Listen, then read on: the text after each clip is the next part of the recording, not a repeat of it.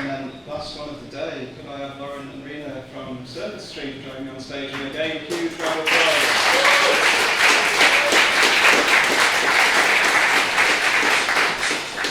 Don't mind sharing the mic, guys. So yeah, Lauren, Rena, you're head of marketing, Rena, you're the growth marketing manager. Circus Street's an online learning platform and grow global businesses to help them learn better and work smarter. I'm sure you can put that better in your own words in a moment. But again, take you back to how did you get into this world? Where did Inbound and HubSpot cross your path? So when I started Circus Street nearly 4 years ago, we'd just got HubSpot as a business. Everything was being migrated over, the website had been migrated. So we'd started using the tools a little bit, social scheduling, some emails, very, very topical. And then about 8 months later, Lauren joined the team, and that's when we started to sort of supercharge it a little bit. And each year we found more tools to use, more areas to improve, and that's kind of, where we are now. Yeah, you came in to supercharge things. Yep. Obviously, again, this is a huge world, head of marketing, there's a lot to consider. Where did you start? Yeah, well, I'm a big HubSpot champion. I had HubSpot at my previous 2 companies, and so that was a big selling point of the role, was that they already had it when I started.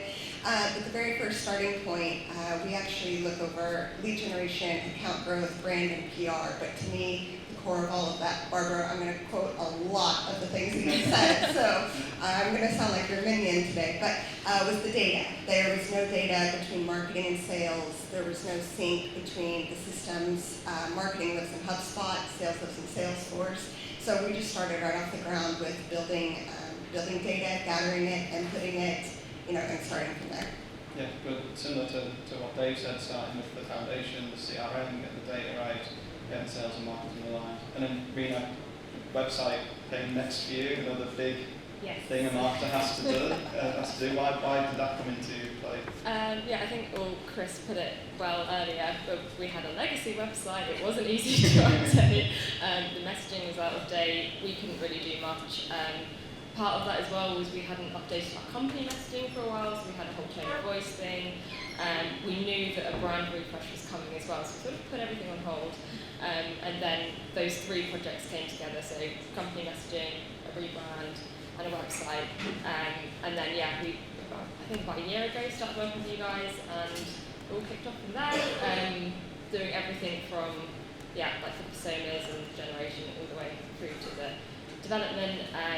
It was really important that we had flexible modules that we could do something ourselves, but also that bit further. So Elle was always harping on about growth-driven design, and we were like, we're for it, and we've managed to start kicking that off as well now, so we can see more improvements, more optimizations, and just not letting it stagnate again, because we've got a great website now, and we want it to work as hard as possible and continue to work hard and move with the strategies as well that we're doing. So anything changes, we can make those changes in the site. Hopefully follow Chris's 6 bullets of places to work on. Lawrence, there's a lot of stuff there. There's, in a short space of time, work on brand and positioning and CRM and website. That's probably not come without its challenges. What have been the challenges through that journey? Sales and marketing alignment. Yeah. Start there. That was really the biggest. As I said before, they live in a different platform than we do, so for us it was really critical that everything we did would actually show up to their side in Salesforce in a way that was efficient and effective for them, but then also still gave us the information about leads that we needed. And that was really important because it wasn't feasible to ask. We have a 40-person sales team, and you're looking at the marketing department. So we needed to find a really efficient way for them to update leads so that we can get that continued future knowledge on the lead, and then they also have access to the historical part of that, and that meant making it really easy for them in Salesforce to see at the bottom, this is what they've done to date in HubSpot, this is where they're at, and then making the properties really easy, even as simple as like lining them, stacking, and saying, okay, sales team, you have to update these 4 properties every time. So we're going to continually to get that information. So alignment with them is really important. Them understanding the lead process in marketing and what we were trying to accomplish for them was a really, really big part of that.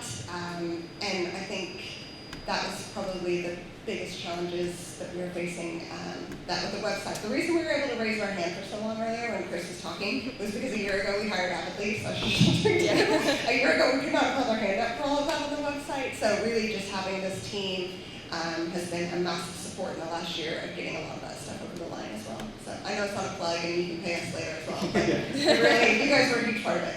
That's good to hear. And I think I got into the sort of sales side from a similar position as a marketer. I wanted the data, so I thought, how do I get the data? I've got to make it easy for them to get it in the system. I need to get it out of the system myself. And I think that's a really smart place. And the way to look at it is, we wanted that to make it as easy for the salesperson to give you the data that we really want. Rina, I'm sure you have challenges of your own. What were those? I think it's the showing the sales team like the power of the tool. We've integrated them a few times into like small areas like migrating them over to use marketing email before we used .NET, I think it was. So they at first saw the tool as marketing email tool. We're like, no, it can do more than that.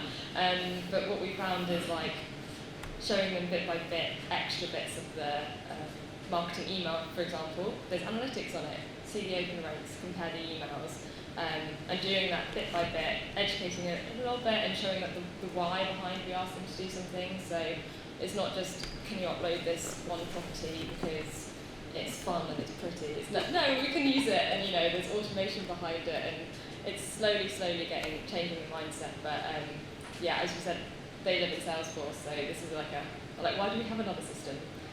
Because it's helpful for marketing. But we can show them, as we input all these new strategies and channels, the impact that it's making down the funnel. So, letting the data speak for itself, really. Yeah, if you can show a sales team that it's working, or you can give them more context to help them close better, do their job better, earn more commission, whatever it is they want out of life, then they're going to show more interest in what you're doing and support you, which is great. Again, Lauren, a lot of stuff in 3 years, hard work. What's the impact been on Circus Street? Yeah, I think we've seen a real massive change just by implementing the data part. I've always said I'm like a data scientist marketer, but only to myself. Because I was like, I'm not a creative person. I just do what the data tells me to do. And no one understood what that was really. But in 3 years, we've come a long way.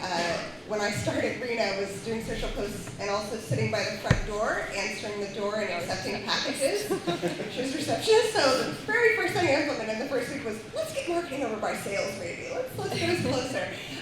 So in 3 years, we've really gone from a very, well, we're still a team of two, but a team of two doing social posts to actually now, the data we've been able to garner, getting more and more teams across the business, and HubSpot has allowed us to make a really remarkable impact across the business, and our input is now gathered. We have a much bigger influence. Rina now meets quarterly with our CEO on our website and our optimizations and what that's doing.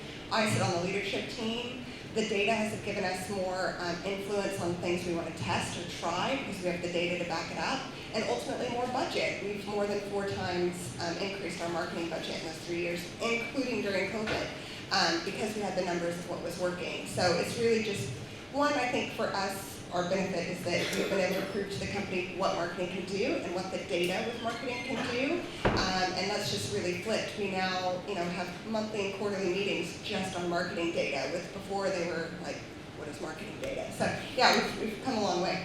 Yeah, I'm sure everyone in this room wants 4 times more marketing budget, so if you can get that. That also shows how low it was when we started. Oh, it could be that way around, but having the data, showing them that it's working, actually black and white, you can't debate this. This is the impact we're having as a team. You're going to get more respect, more data, more influence in the company, which is fantastic. And same, Rina, impact on you of the journey you've been through? Yeah, I guess you're going from a small team. We're still a small team, but we have more impact and effect on the business. We can work with departments more. We already were, but there's more opportunities, and they're coming to us like, oh, could we use HubSpot for this? Could we put this on the website? And we're like, yeah, let's explore that, and let's find new ways and be innovative. We've got some crazy creative people in our business, and they're constantly like, oh, can you ask agency if we can do this? So Emma, tomorrow we've got some ideas. And yeah, as you said, other departments, we've got now a product page on our website, and our product team are like, how's it doing? who's looking where can we expand that? We want to put the roadmap on there. We want to back the date. We're like, is that possible? Like, yes, it is possible. You know, we can do things without benefits. Sorry, Chris. So yeah, I think the most thing is, you know, just keep on growing that team. You know, that we can hire more people in our team now, and just continue to do new cool stuff. I like that. You can tell you guys have done a fantastic job when other departments come into you, ask what you guys can do and how you can help them, and give you guys ideas. That's amazing. So Lauren, I'll let you wrap us up. Obviously, what we just said, hugely successful, things are going right. Again, if you have to put it down to one thing that's made this all successful, what would it be? Marketing. Oh, there we go. That's the segue. The camera's right my way, so I can't but honestly, at the end of the day, she made so many very accurate jokes around sales and marketing, but at the end of the day, we want the same thing. We do care about the bottom line. We do want to deliver for them. We want that information about those leads. And they want to know more about where they came from. How knowledgeable are they? How can I do that? So at the end of the day, we want the same things. And I think another big impact our business has done, which I really support, is we actually have sales targets, or we're tied to the sales commission. So actually when the sales team hits targets, we get part of that as well. And part of that is, instead of having an MQL target to deliver, we actually have a pipeline target to deliver. And what that means is that we have to continually talk to sales and our customers to say, how's that lead doing? Why did it drop off? Procurement. Like, you know, what happens there? What more could they have done? And it's just really continuing that conversation much further, and it requires that communication both through the system and in person to say, let's talk about this, how did it go? And I think that's been what's, and then they're like, oh, you're interested in how that went? Well, actually that demo, you know, and then they get it back. So I think really the marketing efforts, which I'm totally taking back, has been the biggest one by far. I love that. Smart, going further than the normal, we'll hand you over leads and you work them in these times, actually tying your goals together, making sure you're both aiming towards the same thing. So love it. Again, can I have a huge round of applause for these guys? I love this story. Thank you.